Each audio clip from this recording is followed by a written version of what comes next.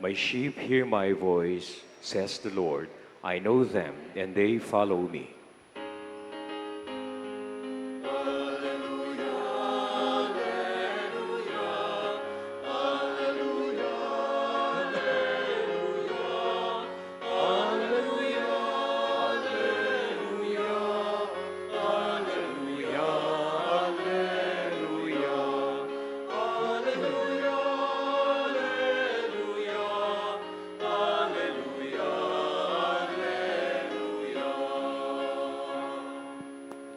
The Lord be with you. And with your spirit. A reading from the Holy Gospel according to Saint Mark.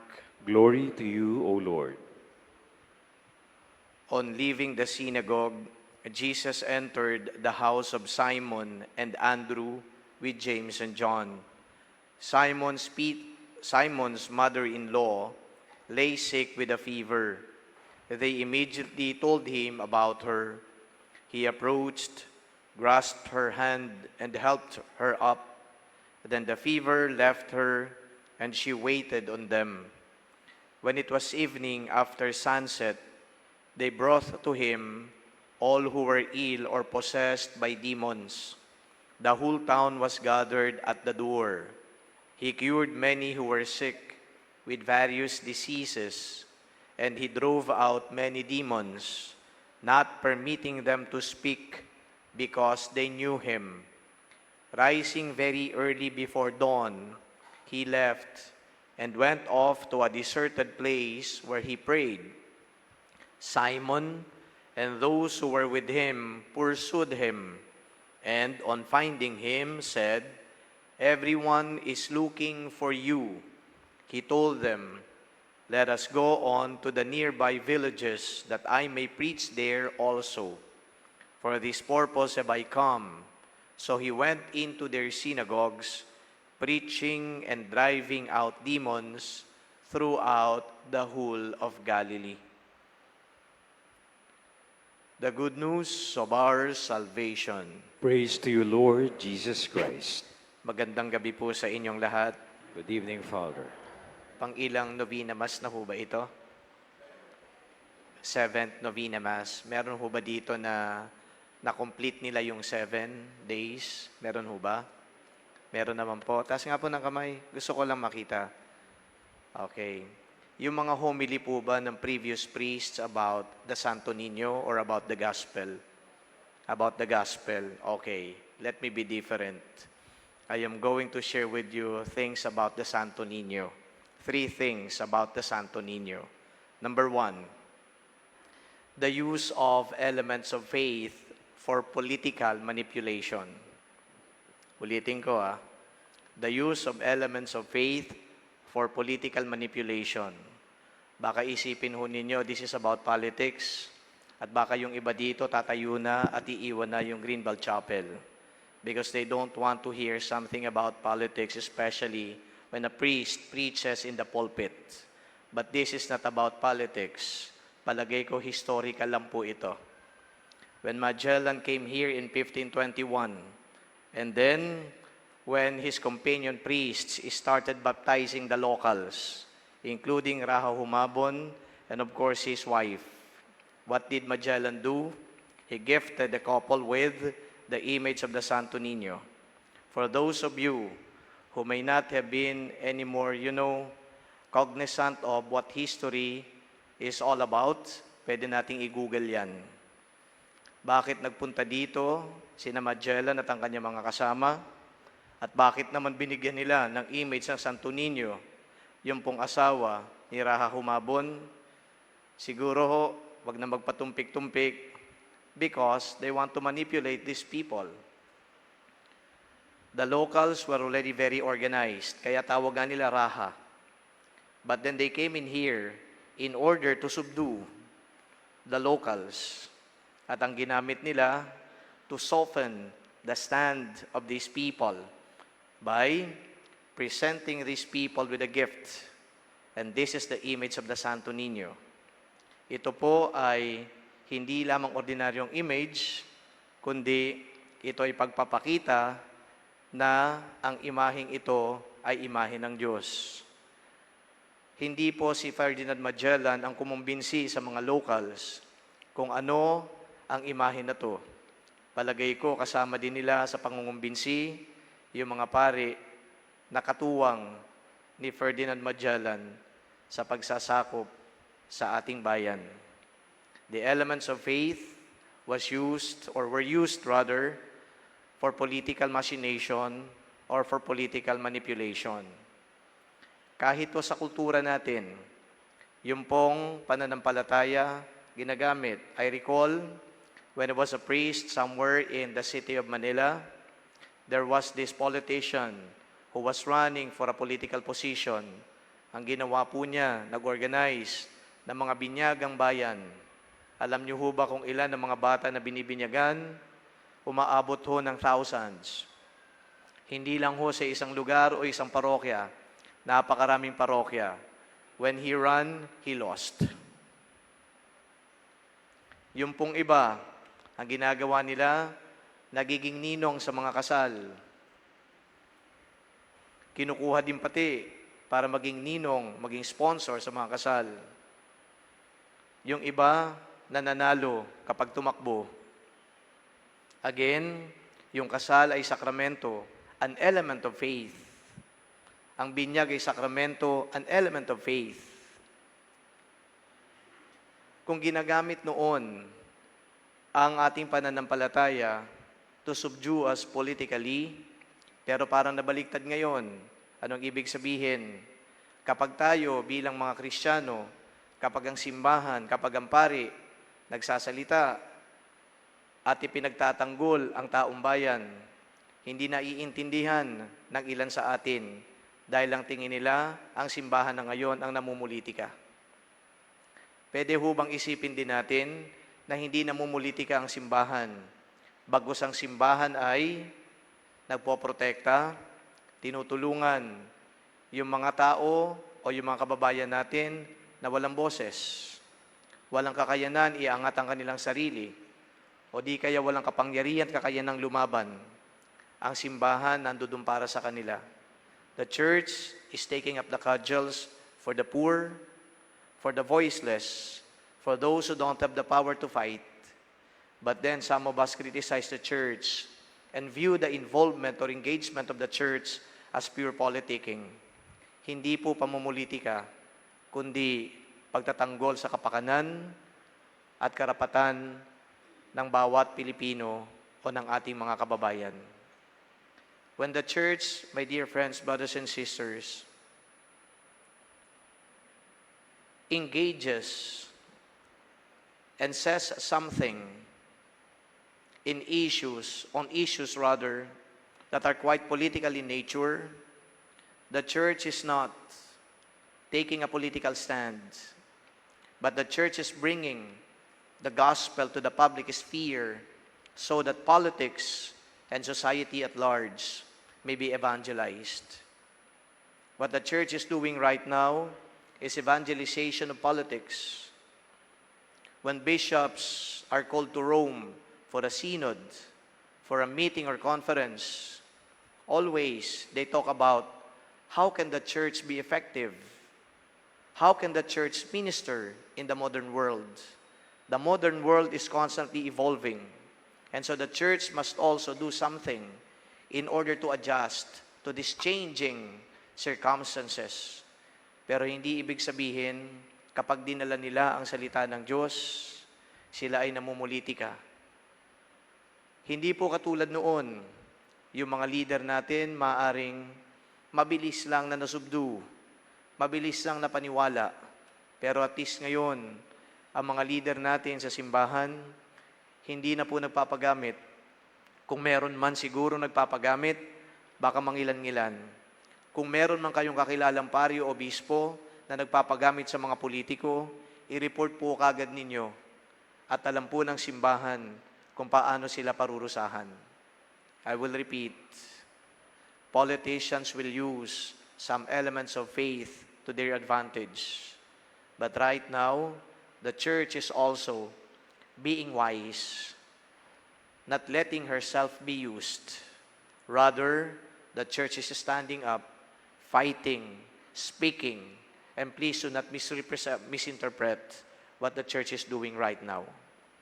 Hindi po lahat tatanggapin ang ginagawa ng simbahan. Meron pong iba na patuloy na sarado ang kanilang isipan at ipagigiitan, laging namumulitik ang simbahan. Hindi po ganon ang misyon ng simbahan. Ang misyon ng simbahan, uulitin ko, to evangelize the world. Jürgen Habermas, one of the most influential thinkers in the 21st century, and he is an atheist philosopher, said this, and I quote, "Religion has a lot to offer in the public sphere." What is so amazing about this guy is that he is an atheist. He doesn't believe in God. There is no God for him. And yet, he blurted out, religion that teaches God has something to offer in the public sphere. And that something, my dear friends, brothers and sisters, in the context of our mission, is the gospel. The church is here to permeate the world with the Word of God. But too bad, there are people not wanting to understand this primordial mission of the church. Kung noon ginamit ang pananampalataya para mapasailalim sa kamay ng mga dayuhan ang ilan nating mga kababayan, ngayong gamitin natin ang pananampalataya upang mapalaya ang mga kapwa natin sa kahirapan at pagmamanipula ng ilang nakaupo sa kapangyarihan. Second point about the Santo Niño, divine accessibility. When we celebrate the feast of the Santo Niño, we go back to the mystery of the Incarnation. And the mystery of the Incarnation is all about God becoming man, so that this God may not anymore be invisible. In the Old Testament, even Moses did not see God. Abraham did not see God. Abraham only heard the word of God telling him to slaughter his son Isaac. Where is God? God could not be found. Moses also just heard the voice of God telling him to go up the mountain to receive the two slabs of the Ten Commandments. Perhaps God was seen in the burning bush, but He was not the God who now took on a human form in the person of Jesus. So in the Old Testament, God is invisible. But in the New Testament, in the mystery of the Incarnation, God is made visible. And so therefore, this God is now very accessible to people. The God whom they can touch, whom they can speak with, whom they can embrace. Ito na yung nakita nilang Diyos. Hindi na lang boses, hindi na lang burning bush, hindi na lang clouds, tao na. At nag-umpisa yan, uulitin ko, in the mystery of the Incarnation. And so we see now this little boy, this little child, the Santo Niño, ipinanganak, naging tao. Sa pananaw ng iba, lalo na kapag dinamitan na ang imahen, ang cute naman yan. Ang cute nung bata, kasi nakita na natin, meron na siyang mukha. In the Old Testament, walang mukha. Ang ganda naman ng kanyang suot. Sinabi natin maganda dahil nakikita na natin. Pero noon, Moses could not even describe the appearance of God. Hindi niya pwedeng sabihin, ang ganda-ganda ng Diyos, ang tangkad-tangkad ng Diyos, matipuno ang katawan ng Diyos. Pero ngayon, nakita na nila, cute, maganda kasuotan, pogi, matipuno kahit bata pa, pero kita mo, bouncy, marami ng description. Because now God is accessible. And you know the implication of this for all of us? Simple lang. When we call on a God, He is not a distant God. He is a God who is so close to us. He is a God that we can touch. Tayo pa man din, kapag namamanata o nagdedebosyon, gusto natin merong concrete appearance sa harap natin. Kaya palagay ko, yung mga nagdedebosyon sa Quiapo, gusto nila yung nakikita talaga.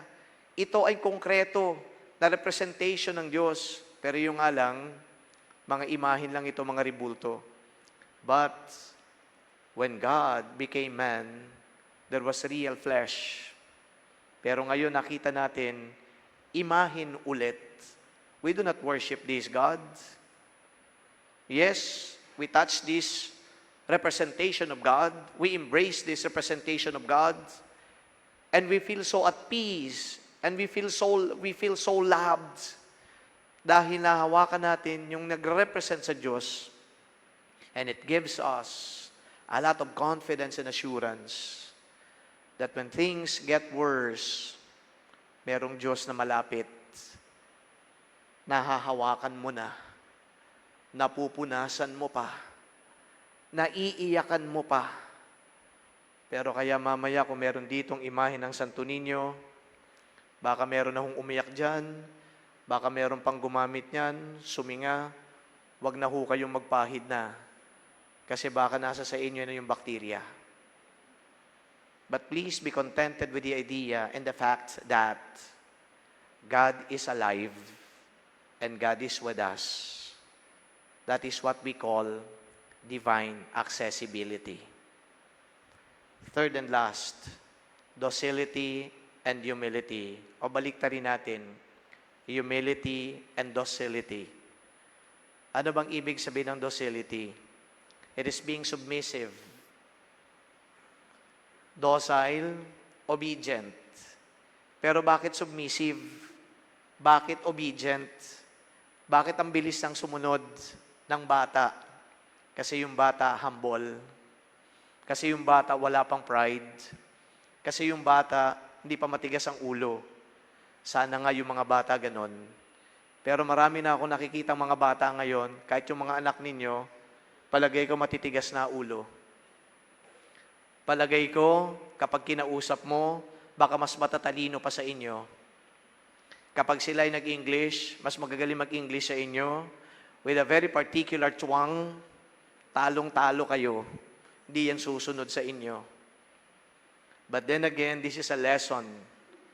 When we are docile, it means that we submit ourselves to the will of God. And submission also implies that we have humbled ourselves in front of the Lord.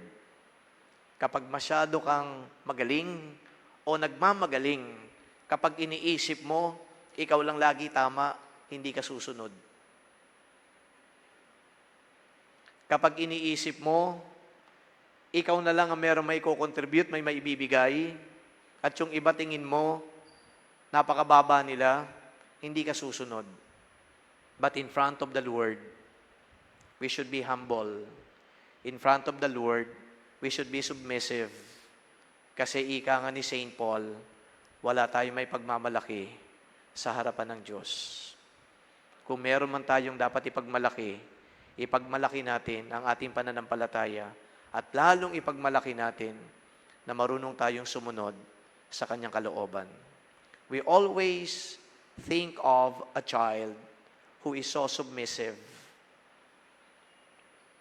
In a general sense, we speak of a person submitting his will to the will of the Lord. So when you pray in front of the Santo Niño, it is not so much about asking the Santo Niño for so many things. Parang ang dasal natin lagi, hingi, request. At kapag hindi na pagbigyan, may disappointment, merong resentment. My dear friends, brothers and sisters, when I spoke about docility and humility, ang ibig sabihin nito, sa iyong pagdarasal, huwag mo namang ituring na ang Diyos para pong dispenser ng tubig o di kaya ATM. Ituring natin ang Diyos, nakatuwang natin, ituring natin ang Diyos makapangyarihan, pero hindi ibig sabihin ang Diyos ang susunod sa gusto at layaw natin. When you make your devotion to the Santo Niño, yes, request from Him. But at the end of the day, prayer is not all about forcing the hand of the Lord to feed us. Prayer is all about letting the will of the Lord happen to us. Ganito po ang gagawin ninyo. Hihiling kayo sa Kanya na napakarami, but in the end, simply say, Lord, if it is your will be done. That is being docile and humble. Brothers and sisters, in the 7th day of our novena, in honor of the Santo Niño, I pray that as Filipino Catholics, we stand up for what is right, and we should not allow ourselves to be manipulated by the powers that be. And also, if God is available, we should also make ourselves available for Him all the days of our life. And lastly, your will may be important, but God's will is even more important. Hindi ang gusto mo, hindi ang gusto ko, kundi ang kalooban niya ang dapat matupad para sa akin, para sa iyo, at para sa ating bayan. Amen.